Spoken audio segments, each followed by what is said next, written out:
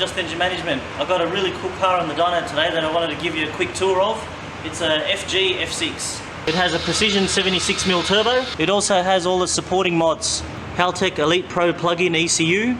It's making 766 kilowatts at the wheels on 35 pounder boost through the ZF automatic transmission.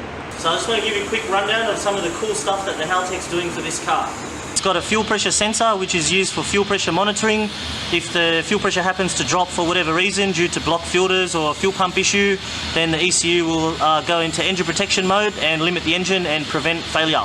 It's running a 5-bar map sensor which reads up to 60 psi boost. It's got a LSU 4.9 oxygen sensor to maintain closed loop O2 correction and also for engine protection should the engine lean out. It's controlling nitrous all through the computer. This one here is used just for spool. So it comes on as soon as you put your foot down and turns off as soon as it reaches the target boost pressure. Boost is controlled through my favourite eBoost 2 and it's coupled to the ECU for a boost per gear function. In the boot, on the NOS bottle, it's got a nitrous pressure sensor. So we can monitor the nitrous pressure and do fuel correction as the pressure goes down. The FG has beautiful interior. Nice and cosy. That's the eBoost 2, which is controlling boost. We can make adjustments on the fly for more power in any gear.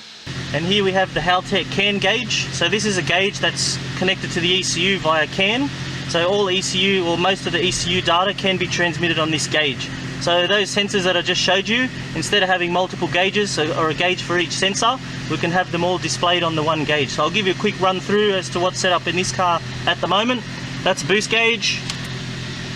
That's the air fuel ratio gauge. That's nitrous pressure gauge. There's air temp and battery voltage. There's fuel pressure and ethanol percentage.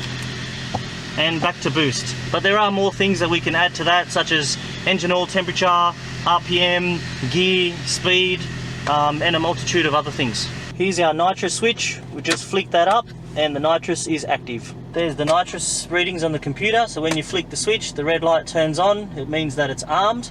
And then once the conditions are met, which is pretty much full throttle and a couple of other parameters, then you'll see the next one light up.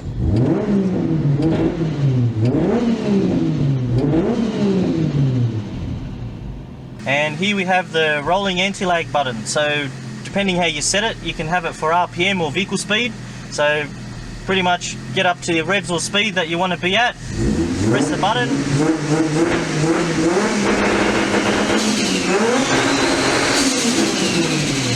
And she's boosting, ready to fry the tyres.